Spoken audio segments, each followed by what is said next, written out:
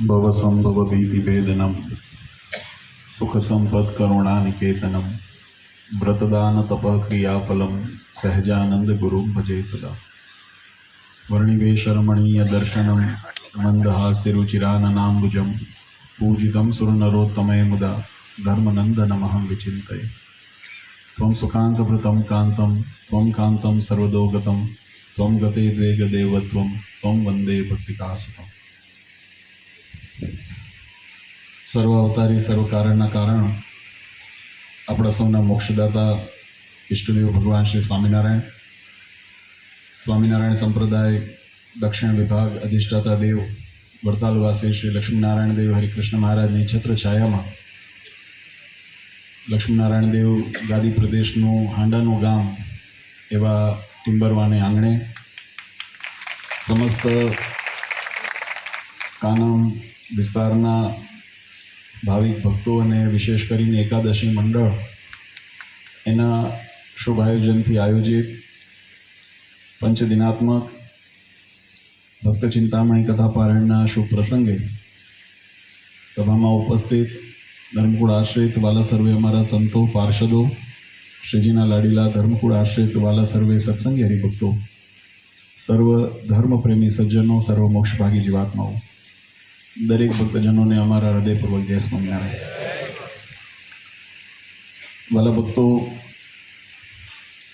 આજે ભગવાન શ્રી હરિની અસીમ કૃપાથી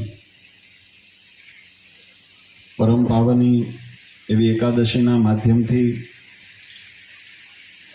જે આપણી સત્સંગની પ્રવૃત્તિ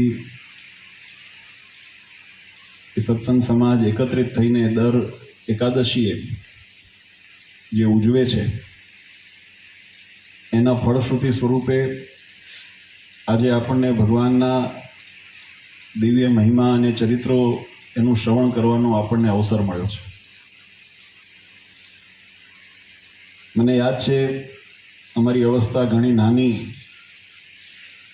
પણ જ્યારે આ કાનમ પ્રદેશના આગેવાન હરિભક્તો વડતાલ પરમ પૂજ્ય આચાર્ય શ્રી નરેન્દ્ર પ્રસાદજી મહારાજ શ્રી પાસે આવેલા અને બાપુજી આગળ વિનંતી કરી કે અમારે ભગવાનને રાજી કરવા હોય અને સત્સંગની અમારાથી બનતી સેવા કરવી હોય એવું કોઈ અમને કાર્ય ચીંધો. આ વાત એટલા માટે મહત્વની બને છે કે દરેક પોતાના કલ્યાણને માટે, પોતે કંઈક મેળવવાને માટે આપણે બધાએ કાયમ સંકલ્પ કરતા હોઈએ છીએ, પણ આ સંકલ્પની અંદર એક વિશેષતા એ હતી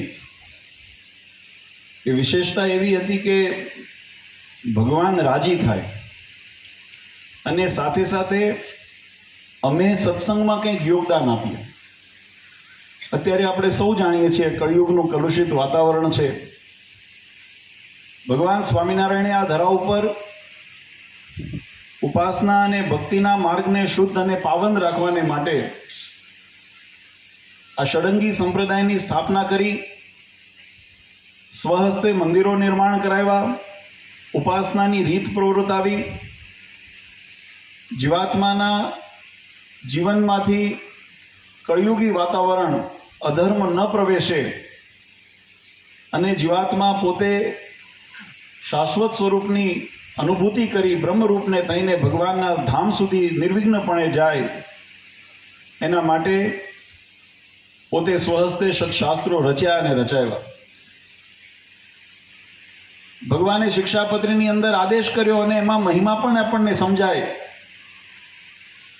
મહારાજે તો ત્યાં સુધી લખ્યું કે અમારા જે સત્શાસ્ત્રો એનું જે પ્રતિપાદન કરતી એવી જે અમારી આ મૂર્તિ સ્વરૂપ અમારી શિક્ષાપત્રી એનું યત્કિંચિત કોઈ પાલન કરશે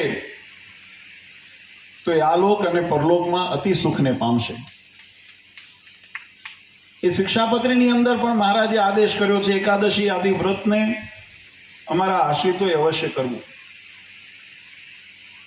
આપણા શાસ્ત્રોની અંદર એકાદશીના ઉત્પત્તિનો ખૂબ સુંદર મહિમા છે. આમ તો પરમાત્માના સંબંધી દરેક ઉત્સવ હોય, કોઈ પણ દિવસ હોય, એ કલ્યાણકર્તા છે, એની અંદર ખૂબ ભાવ રહેલો છે. પણ એકાદશીના મહિમાનો વિશેષ કરીને આપણા શાસ્ત્રોની અંદર ઉલ્લેખ જોવા મળે છે. એના બે કારણ છે. એક તો એકાદશીની ઉત્પત્તિ ભાગવતાદિ ગ્રંથની અંદર બહુ સવિસ્તાર એનું વર્ણન કરવામાં આવ્યું છે. મુરુ રામો જ્યારે અસુર એ ભગવાનને હણવાને માટે, ભગવાનને મારવાને માટે એ જ્યારે ભગવાનની સુધી પહોંચ્યો છે, ભગવાન એ સમયે યોગ નિદ્રાની અંદર પડ્યા છે અને આ તકનો લાભ લઈને એ અસુર વૃત્તિવાળાને એમ થયું કે આનો હું લાભ લઉં, કારણ કે એમ તો ભગવાનને પહોંચાય નહીં, ભગવાનના ઐશ્વર્ય પ્રતાપની સન્મુખ કોણ ઊભું રહે. પણ ભગવાન જ્યારે યોગ નિદ્રામાં પડ્યા છે ત્યારે મનમાં સંકલ્પ કર્યો કે આ તકનો લાભ લઈને હું એ વિષ્ણુ પરમાત્માનો વધ કરી દઉં. અને જ્યારે વધ કરવાને માટે ત્યાં જાય છે ત્યારે ભગવાનની યોગ કળાથી પરમાત્માના ઇન્દ્રિયો અને મનની અંદરથી એક સ્ત્રીનું ઉત્પત્તિ થઈ છે. અને શાસ્ત્રોની અંદર લખ્યું કે એના દ્વારા એ મુરાસુરનું ત્યાં વધ કરવામાં આવ્યો છે, એની ત્યાં નાશ કરવામાં આવ્યો છે. ભગવાન યોગ નિદ્રામાંથી પ્રગટ થયા, જાગ્યા છે.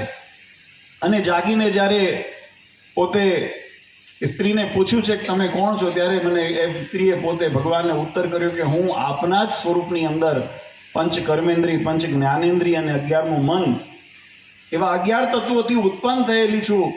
અને એટલે ભગવાને એનું નામ એકાદશી પાડ્યું છે. એટલે આની ઉત્પત્તિ સ્વયં પરમાત્મા થકી છે, એટલે એનો મહિમા પહેલો વધે છે. એનાથી વિશેષ આપણા શાસ્ત્રોની અંદર, વિશેષ કરીને સત્સંગી જીવન વચનામૃત જેવા ગ્રંથોની અંદર ભગવાન સ્વામિનારાયણે સ્વમુખે એનો મહિમા કીધો છે કે સંસારમાં કોઈ એવું પાપ નથી જે એકાદશીનું નિયમ અનુસાર વ્રત કરવાથી એના પાપનોમાંથી જીવાત્માને મુક્તિ ન મળે. આ જીવાત્મા આ સંસારની અંદર જે કર્મ બંધનથી પીડાય છે, જે પાપાદી કર્મ દ્વારા જીવાત્માના મોક્ષ માર્ગની અંદર વિઘ્ન નિર્માણ થાય છે, એવા પાપ આદિ કર્મની મુક્તિ માટે, એની નિવૃત્તિ માટે પ્રાયશ્ચિત રૂપે ગણો, શુદ્ધતા રૂપે ગણો તો એકાદશીનું વ્રત એ કારગર અને અસરકારક છે. અને એટલે ભગવાન સ્વામિનારાયણે સત્સંગી જીવન આદિ ગ્રંથની અંદર સવિસ્તાર એનો મહિમા સમજાવ્યો છે. આખા પ્રકરણ મહારાજે લખ્યા ઉદ્યાપનના એકાદશી વ્રતના. એટલે જ્યારે ભક્તો નરેન્દ્ર પ્રસાદજી મહારાજ પાસે આવ્યા ને વાત કરી કે અમારે કંઈક એવો, અમારે સત્સંગની સેવા થાય ને ભગવાન રાજી થાય, બંને ઉદ્દેશને સફળ કરીએ એવા અમને કંઈક માર્ગ બતાવો, એવો અમને કંઈક સાધન બતાવો. ત્યારે ભગવાનના પ્રસન્ન કરવાના અનેક સાધનો પૈકી જે સર્વશ્રેષ્ઠ સાધન છે ભગવાનની ભક્તિનું, એ ભક્તિ સાધનને સારગર કરવા માટે એમાં પણ એકાદશીનો શુભ સમન્વય થાય એવા યોગ સાથે આ કાનમ વિસ્તારની અંદર સત્સંગ કરવાની આજ્ઞા પરમ પૂજ્ય નરેન્દ્ર પ્રસાદજી મહારાજશ્રી આપેલી. અને એ કાર્યને લઈને, સંકલ્પ લઈને, જો બીજા બધા વ્રત છે ને, મેં કીધું એમ દરેક વ્રતનો, દરેક દિવસનો એનો પોતાનો યથાર્થ મહિમા છે, એમાં જરાય ન્યૂનતા નથી. પણ બીજા બધા વ્રત તમે જુઓ ને તો એની તિથિ એ વર્ષે એક વખત આવતી હોય, કાં તો મહિનામાં એક આવતી હોય. આ એકાદશી છે ને, જે શુદ્ધ પક્ષ અને વદ પક્ષ બંને પક્ષની અંદર એકાદશી, આ બંનેનો સરખો મહિમા છે. નહીતર તો આપણે નોમ કરવી હોય તો હરિજયંતીનું વ્રત કરવું હોય, રામનવમીનું વ્રત કરવું હોય, કે દિવાળી અમાસ આવતી હોય, પૂનમ આવતી હોય, તો મહિના એક જ વખત આવે. ઘણા ઉત્સવ વર્ષે એક વખત આવતા હોય. અષાઢી બીજ છે કે આપણે કાર્તિકી પૂનમ છે, સમૈયાની પૂનમ છે, આ બધા વર્ષે એક વખત આવે. પણ એકાદશી એક એવો તહેવાર છે, એક એવું વ્રત છે, એક એવું નિયમ છે કે જે દર મહિને તો આવે છે નહીં, દર પક્ષમાં આવે છે. દર 15 દિવસે એકાદશીનો વ્રત આવે. એટલે સત્સંગનો અવિરત યોગ રહે જીવાત્માને, કારણ કે જે વિષયથી જીવાત્મા છેટો જાય ને એનાથી અંતર ઊભું થતું જાય, એમાંથી એની અંદરથી વૃત્તિ પાછી વળતી જાય છે. એટલે ભગવત સંબંધી વૃત્તિને કેળવવાને માટે એકાદશી વ્રતનો મહિમા આપણા શાસ્ત્રોની અંદર ખૂબ સુંદર સમજાવ્યો છે. અને વચનામૃતની અંદર પણ મહારાજે એનો મહિમા બતાવ્યો. એકાદશી પણ ઢોર લાંગણ જેમ ન કરવી હો. આ વસ્તુને, એકાદશીનો મૂળ હેતુ છે ને, આ હું ટકોરવા કહું છું, તમે બધાએ કર્યું એટલે નથી કહેતો, પણ આપણે જ્યારે ભગવાનની કથા વાર્તા શ્રવણ કરતા હોઈએ ને તો આપણી તમામ ઇન્દ્રિયો, જે ઇન્દ્રિયો દ્વારા આપણે શબ્દ, સ્પર્શ, રૂપ, રસ અને ગંધનો આસ્વાદ લેતા હોઈએ છીએ, એ તમામ ઇન્દ્રિયો ભગવાનની મૂર્તિ પૂરવવાની છે. તમે બધા આઈસ્ક્રીમમાં પૂરવી કર્યું ને. સંતોએ કીધું કે આ તો હાલતું તો 5 દિવસ આમ જ હાલ્યું. આ તો ખેર કર્યું એટલે નથી કહેતો, પણ હેતુ બતાવું છું કે શાસ્ત્રોની અંદર આ વ્રતનો દિવસ છે. અને વ્રતના દિવસનો મહિમા એટલા માટે છે આપણા શાસ્ત્રોની અંદર સૌથી વધારે જો વિષયની અંદર જીવાત્માને આસક્ત કરતી હોય એનું જો કારણ બતાવ્યું હોય તો વિષય જેટલા જવાબદાર છે ને એનાથી વધારે આપણી ઇન્દ્રિયો અને અંતઃકરણ જવાબદાર છે.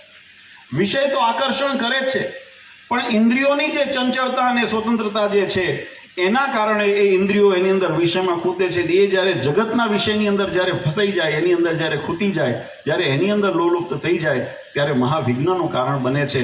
એટલા માટે જીતેન્દ્રિય થવા માટે, ઇન્દ્રિય નિગ્રહ માટે આપણી જે શુદ્ધ જે ધર્મની વ્યાખ્યા કરીને, ધર્મ કોનું નામ છે તો આપણા શાસ્ત્રોની અંદર અનેક પુરાણોની અંદર એની વ્યાખ્યા કરી છે. એની અંદર આવે છે ઇન્દ્રિય નિગ્રહ.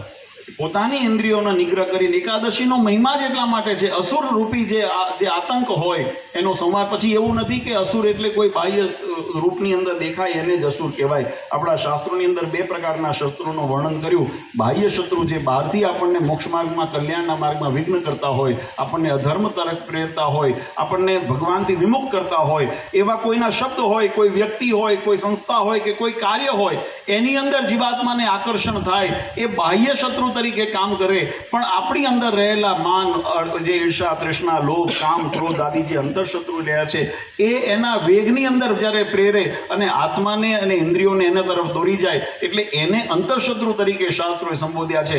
આ બંનેને ભગવાનના સ્વરૂપની અંદર વિઘ્નરૂપ થતા હોય, પ્રાપ્તિના વિઘ્ન માર્ગની અંદર વિઘ્નરૂપ થતા હોય, એટલે એની નિવૃત્તિ માટે આપણે આ કથા વાર્તાને જે વ્રત ઉત્સવનું આપણે નિયમન આપણા શાસ્ત્રોએ બતાવ્યું છે. ખરેખર ખૂબ આનંદની વાત છે. ભગવાન સ્વામિનારાયણે આ ધરા ઉપર જીવાત્માના કલ્યાણને અર્થે શુદ્ધ ઉપાસના ભક્તિની પરંપરા પ્રવર્તાવી છે. આ ઉપાસના ભક્તિની અંદર સર્વશ્રેષ્ઠ, આજે આપણે જે ભગવાનના ચરિત્રોનો ગુણાનુવાદ કર્યા, આ રામાનંદ સ્વામીએ ભગવાનને ગાદી એ બિરાજમાન કર્યા એ પ્રસંગનું આપણે હમણાં શ્રવણ કર્યું. અને પછી ભક્તો પ્રત્યે રામાનંદ સ્વામીએ કીધું કે આજથી અમારા સ્થાને આ ભગવાન સ્વામિનારાયણને અમે આરૂઢ કર્યા છે, એટલે દરેક એની અંદર આસ્થા જેમ અમને માનતા હતા, અમારી આજ્ઞામાં રહેતા હતા અને અમારી જેમ વાત જે સ્વીકારતા હતા, એમ આજથી આ અમારા જે સ્થાને બિરાજમાન એવા ભગવાન શ્રીહરિના આજ્ઞાને ને વચનોને બધા માનજો, આવો ઉપદેશ કર્યો છે. ત્યાર પછીનો પ્રસંગ છે રામાનંદ સ્વામી એ જ્યારે પોતાના ભગવાને એમને સ્વધામ ગમનની ગતિ કરાવી અને ત્યાર પછી ભગવાને પણ એની અંદર સભા કરી છે.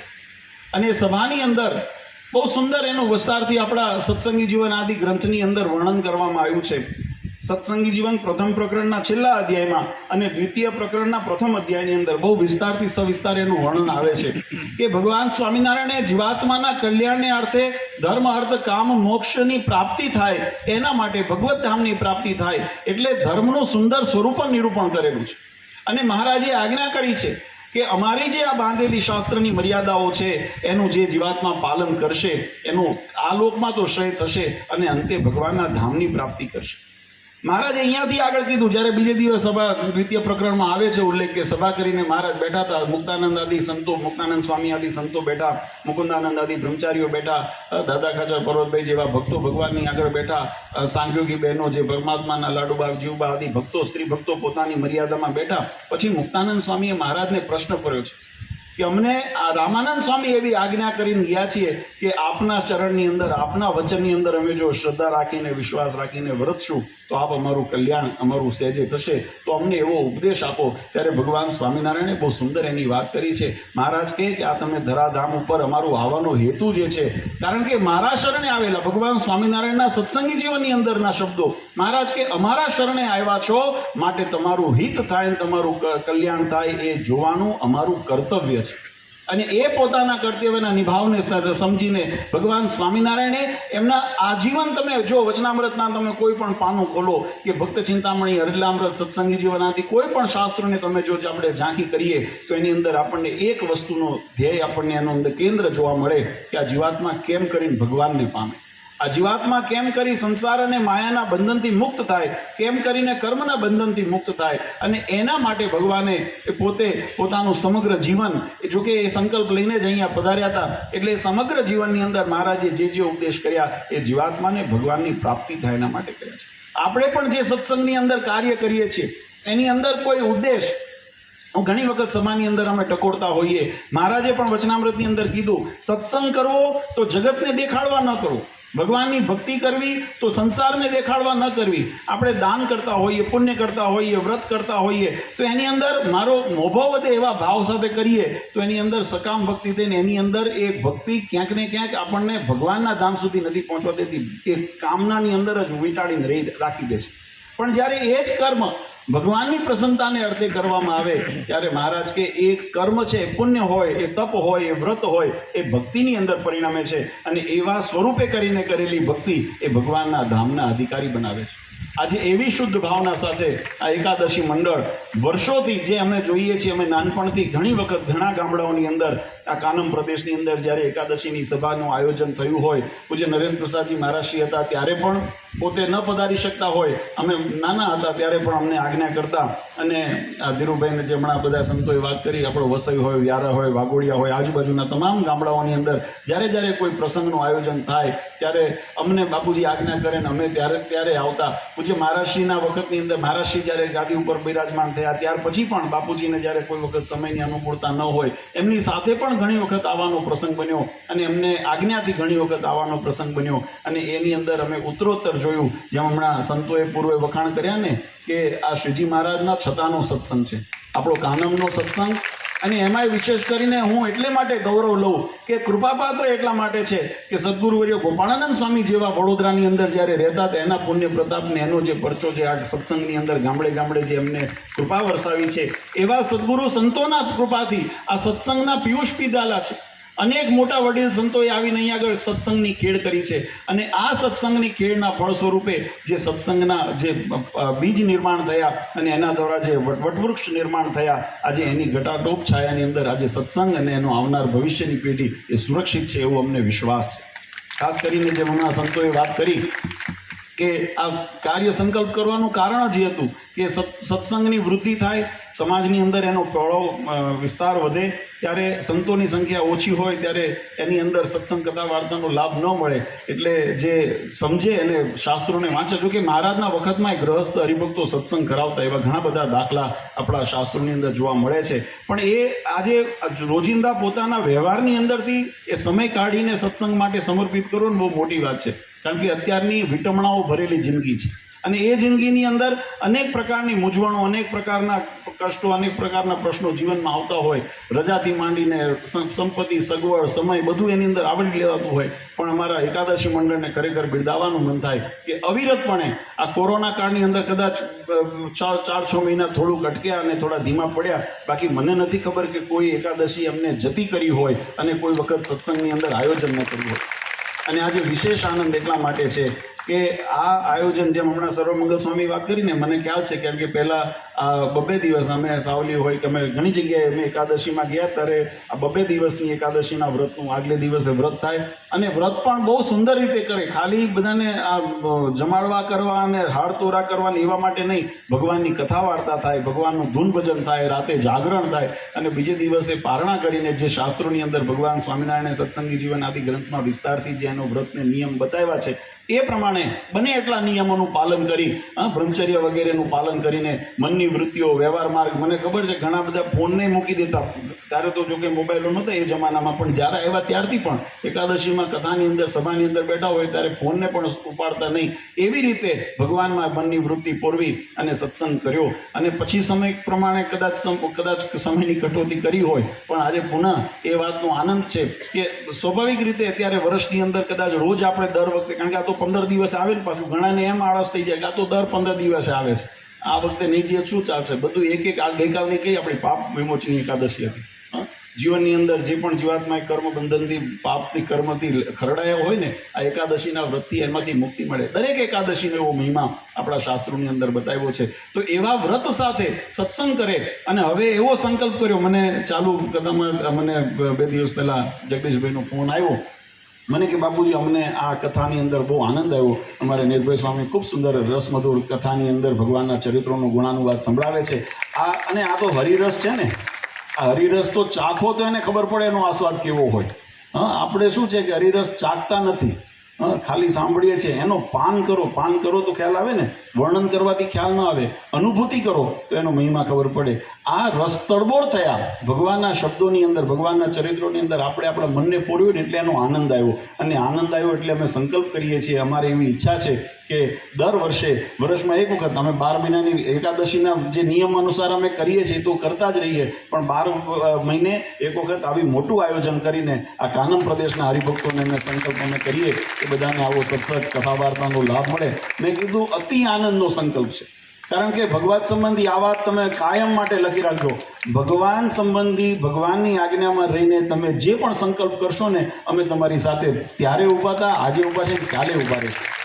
ભગવાનને રાજી કરવા માટે ભગવાનની બાંધેલી મર્યાદામાં તમે જે પણ કાર્ય કરશો એમાં અમારો રાજીપો છે. એટલે અમને બહુ આનંદ થયો કે આ સંકલ્પ કર્યો છે. અને વિશેષ આનંદ એ થયો કે આવતા મહોત્સવના મને કીધું, હમણાં વાત કરી, મને કે યજમાનોએ અમે તો પાકા થઈ ગયા. મેં કહું અતિ ઉત્તમ. ધર્મ કાર્ય સત્વરમ. ભગવાન સંબંધી સંકલ્પ કરવો ને પછી વિચાર શું કરશું ને એ વિચારતા જ રહી જાય, પછી થતા નથી. અને જેને કદાચ સગવડ ન હોય ને છતાંય સંકલ્પ કર્યા છે, આ મારો અનુભવ છે. જેને સગવડ નહોતી છતાંય ભગવાન સંબંધી સંકલ્પ કર્યા છે ને એને ભગવાને એટલું દીધું છે. આ મારો અનુભવ છે. કારણ કે ભગવાનને રાજી કરવા શુદ્ધ ભાવે સંકલ્પ કર્યો હોય ને તો ભગવાને દીધું છે ને એના લાભ આપણને મળ્યા છે. એટલે ખૂબ આનંદ સાથે આજે ગૌરવ થાય કે અમારો કાનમ સત્સંગ અને અમે વિશેષ કરીને એના એકાદશી મંડળના અમારા હરિભક્તો એ દર નિયમિત એકાદશીની અંદર ભગવાનના ચરિત્રોનું કથા વાર્તાનું ગુણાનુવાદ અને વ્રતનું આયોજન કરે છે. અને આ સુંદર ભક્ત ચિંતામણીનો મહિમા જ આપણા જોકે શાસ્ત્રોની અંદર પોતાનું એને પ્રત્યક્ષમ કિમ પ્રમાણમ એવો શાસ્ત્રોનો નિયમ છે, એવો એક વિધાન છે કે પ્રત્યક્ષ હોય ને એને પ્રમાણની જરૂર નથી. જે સાક્ષાત પરબ્રહ્મ પુરુષોત્તમ નારાયણના શ્રીમુખે નીકળેલા શબ્દો એમના સાક્ષાત દર્શન કરીને જે સંતોએ એને શબ્દની અંદર કંડાર્યા હોય એને પ્રમાણની જરૂર નથી. એ સ્વતઃ પોતાની અંદર પ્રમાણરૂપ છે. અને એ ચિંતામણી તો આપણા સંતોએ ગાયું કીર્તનની અંદર, ચિંતામણી સુંદર લાદી રે રાખ થઈને સિદ્ધને ફરું. અને ભક્તોને ચિંતામણીનો ગુણ છે કે એને હાથમાં લઈને તમે જે ચિંતન કરો ને એ સંકલ્પ તમારા પૂર્ણ થાય, એ ચિંતન તમારું સાકાર થાય. અને એટલા માટે ભગવાન રૂપી મૂર્તિને આપણા શાસ્ત્રોએ એ ચિંતામણી તુલ્ય એને સરખાવી છે કે એવા પરમાત્મા પરબ્રહ્મ પુરુષોત્તમ નારાયણ જેની કૃપાથી જીવાત્મા ધર્મ અર્થ કામ મોક્ષની સિદ્ધિને પ્રાપ્ત કરી શકે, જે દરેક કર્મના ફળના પ્રદાતા છે, એવા પૂર્ણ પુરુષોત્તમ નારાયણની જ્યારે જીવાત્માને પ્રાપ્તિ થઈ જાય તો એના જીવનની અંદર રાંકપણું નથી રહેતું, એના જીવનની અંદર ભિખારીપણું નથી રહેતું. અને એ ભગવાનના બળે કરીને આ સંસારની અંદર તો સુખ્યો થાય. મહારાજે વચનામૃતની અંદર અને આપણા સત્સંગી જીવનાદિ ગ્રંથમાં ભક્ત ચિંતામણીની અંદર પ્રસંગ આવ્યો. મહારાજે જ્યારે ગાદી ગ્રહણ કરી ત્યારે ભક્તોના દુઃખ માંગ્યા છે મહારાજ. ભગવાન સ્વામિનારાયણની કરુણા દ્રષ્ટિ જો, નહીંતર હું કાયમ કહું છું કે ફળ હંમેશા કર્મ પછી મળે છે. કર્મ કર્યા પછી તમને ફળ. તમે નોકરી કરો ને મહિનો પછી તમને પગાર મળે. તમે ખેતી કરીને તમે કાળી મજૂરી કરીને બીજ બિયારણ બધું વાવીને ખાતર પાણી નાખીને માવજત કરો ને ત્યારે મોલાત મળે. ભગવાન સ્વામિનારાયણે પહેલું વચન આપ્યું, પછી મહારાજ કીધું હવે ભક્તિ કરજો. પહેલું મહારાજે વચન આપ્યું, મહારાજને અંતકાળે જરૂર મારે આવું, વિરુદ્ધ મારું બદલે નહીં સર્વજનને જણાવું. મહારાજે પહેલું વરદાન આપી દીધું. મહારાજે પહેલી મર્યાદા બતાવી. મહારાજ કે આ અમારી બાંધેલી મર્યાદામાં તૈન રહેશે. એનું જેમ ગીતાની અંદર ભગવાન કૃષ્ણચંદ્રે અર્જુનજીને કીધું ને, સર્વ ધર્માન પરિત્યજ્ય મામ એકમ શરણમ વ્રજા અહમ તોમ સર્વ પાપેભ્યો મોક્ષિષ્યામિ મહાશુચા. કે તમે મારા શરણે આવશો ને તો પાપમાંથી તમને મુક્તિ તો અપાવીશ, પણ તમને મોક્ષપદની પ્રાપ્તિ કરાવીશ. એવું ભગવાને બિરુદ આપ્યું. એમ ભગવાન સ્વામિનારાયણે પણ અભયપદ આપતા માટે મહારાજે આપણને આ સત્સંગની અંદર આવું સ્થાન આપ્યું. આપણને સત્સંગની ઓળખાણ થઈ. આ કરોડો વર્ષોથી ભટકતો જીવાત્મા આજે કળિયુગની અંદર જ્યારે વિષમ પરિસ્થિતિની અંદર પણ ભગવાનના શરણે બેઠો છે, એનાથી મોટું બળભાગીનું કોઈ બીજું સાધન નથી. અને એટલા માટે એનો મહિમા સમજી ખાસ બધા ભક્તોને, આમ તો બધા કરો જ છો પણ વિશેષ બધા એનો લાભ લેતા રહેજો. જેમ હમણાં કીધું, ઘણી એકાદશીઓ એવી હોય છે કે મને એ પણ ખબર છે, ખાલી વખાણ કરવું એવું નહીં કે પછી ઘણી વખત 5-10 જણા થઈને જ કરતા હોય. એવી પણ કોઈ એકાદશી વચ્ચે આવતી હોય. કેમ? કારણ કે વ્યવહારમાં લગ્નગાળો આવ્યો હોય ને, એટલે પછી બધા વ્યવહારમાં પડ્યા હોય, પ્રસંગ હોય. કરજો, એની ના નથી. વ્યવહારનું કાર્ય વ્યવહારની રીતે કરવું એ શરીરનો ધર્મ છે, એ પણ ધર્મ મર્યાદા છે. પણ એની સાથે સાથે આત્મકલ્યાણનું સાધન આપણે કરવું એ આપણી ફરજ છે. ઓલું કર્તવ્ય છે, એને આપણે કરવું જોઈએ, પણ આ કરવું આપણું ફરજ છે અને એ અનિવાર્ય છે એમ માનીને આપણે સત્સંગની અંદર અગ્રેસર રહીએ. ખાસ કરીને અમારા યુવાનો, જે યુવાનો, બધાના નામ નથી લેતો પણ મને ખ્યાલ છે કોણ કોણ આની અંદર, કારણ કે વડીલો, ધીરુદાદા જેવા જ્યારે વડીલો ધામમાં ગયા, એમને છેલ્લા શ્વાસ સુધી મને યાદ છે ત્યાં સુધી એમને સત્સંગ પ્રવૃત્તિની અંદર ક્યારે એ થેલો લટકાવી અને બસમાં મુસાફરી કરતા મેં જોયા છે. ખભે થેલો લટકાવી અને બસમાં ગમે ત્યાં છેક સૌરાષ્ટ્ર કાઠિયાવાડ સુધી પણ હરિભક્તો બોલાવે ને તો ત્યાં જતા એકાદશીની સભા કરવા 2 જણ હોય 3 જણ હોય પણ એ પહોંચી જતા પોતાની રીતે અને સત્સંગ કરાવતા. કોઈ અપેક્ષા નહીં, કોઈ સભા નહીં, કોઈ મોટો મંડપ નહીં. ને હરિભક્તો 5 ભગવાનના ભાવિક ભક્તો બેઠા હોય એની અમે ભગવાનની કથા વાર્તા કરતા એ નિયમથી કોઈ અપેક્ષા કે વગર આપણા અહીંના યુવાનોએ જે આ બીડું ઉપાડ્યું છે અને એ કથા વાર્તાનું કરે છે. જે નામ અહીંયા બધા બેઠા છો બધાય એ વારાફરતી દરેક જ્યારે વિસ્તારમાં હરિભક્તો સ્વયં પોતે એ કથા વાર્તાનું પણ આયોજન કરીને જે કરો છો એમને ખૂબ ખૂબ અમે આશીર્વાદ આપીએ છીએ, બિરદાવીએ છીએ કે ભગવાન તમને એવું બળ આપે, એવી શક્તિ આપે કે તમે એ સત્સંગની ખૂબ સેવા કરો અને ભગવાનના ચરિત્રો અને ભગવાનના સિદ્ધાંતોને જન સુધી પહોંચાડી. અને આમાં છે ને મારું કામ છે તમને પીરસવાનું. ખાવું ન ખાવું તમારી ઈચ્છાની વાત છે. હા, આ બહુ સીધી વાત છે. એમ આપણું કામ છે, આ મારે વાત કરી એમ તમારી વાત છે. તમારું કામ છે સત્યને કહેવાનું, ભગવાનના ચરિત્રો, ભગવાનનો મહિમા એને સમજાવવાનું. કોઈ મુમુક્ષુ હશે તો એને ઉગશે, મુમુક્ષુ નહીં હોય, આસુરી વૃત્તિવાળા હશે તો એને નહીં ઉગે. એનો હરખશોક કરવાનું આપણું કામ નથી. આપણું કામ છે કે એને આપણે ઔષધિ આપવાની. એ એને લેશે તો એનું ગુણ થશે, નહીં લે તો એનું પ્રારબ્ધ. એટલે એ ન્યાયે આપણે એની અંદર વિચાર કર્યા વગર આપણે કર્તવ્ય કરીને ભગવાન રાજી થાય છે ને. હા, આપણે એટલું વિચારવું કે આપણી આ મહેનતથી, આપણી આ સેવાથી મારા ઈષ્ટદેવ રાજી થાય છે કે અમારા ભક્તે અમારા માટે, અમારા દાખલાને સફળ કરવાને માટે પોતાનું યોગદાન આપ્યું છે અને એનાથી ભગવાન ખૂબ રાજી થાય. એટલે એવી ભગવાન શ્રી હરિના ચરણારીમાં પ્રાર્થના કરીએ કે અમારા એકાદશી મંડળના અને કાનમ વિસ્તારના તમામ ભક્તોને ભગવાન એવી બળબુદ્ધિ શક્તિ આપે. ભગવાન શ્રી હરિના સ્થાપિત સિદ્ધાંતો અને ઉપાસના ભક્તિની મર્યાદાને ખૂબ દ્રઢતાથી અનુસરી ભગવાનને રાજી કરી શકે અને ભગવાન સૌનો ખૂબ મંગળ વિસ્તારે એવી ભગવાન શ્રી હરિના ચરણારી પ્રાર્થના કરી. વધારે સમય નથી લેતો, ઘડિયાળનો કાંટો 12:30 તરફ જવા જઈ રહ્યો છે અને બધાને હવે ભોજન પ્રસાદને પણ, કારણ કે ગઈકાલની એકાદશી છે ને એટલે હવે પેટે ઉતાવળ કરતું હોય સમજીએ છીએ. હા, એ તો મેં જોયું, મારી સામે જ કર્યું બધાને. સ્વામી કહે છે કે ના બધાને થોડું થોડું અમે, મેં કીધું મારી સામે મેં જોયું. એટલે કંઈ વાંધો નહીં, પણ હવે ન્યાય એનો પણ એનો સમય છે એટલે એને પણ ન્યાય આપીએ. તો વધારે સમય ન લેતા ખૂબ ભગવાનનું ભજન કરજો. ભગવાન સમગ્ર આપણા કાનમ સત્સંગ સમાજ ઉપર કાયમ ભગવાનનો હરિકૃષ્ણ મહારાજનો રાજીપો રહે એવી ભગવાન શ્રી હરિના ચરણારીમાં પ્રાર્થના કરી. પરમ પૂજ્ય સનાતન ધર્મ ધુરંધર આચાર્ય શ્રી અજેન્દ્ર પ્રસાદજી મહારાજ, અશોક ગાદીવાળા પૂજ્ય માતુશ્રી અને મારા સમસ્ત ધર્મકુળ પરિવાર વતી આપ સૌને અંતરથી આશીર્વાદ આપી મારી વાણીને વિરામ આપું. સહેજાન સ્વામી મહારાજ.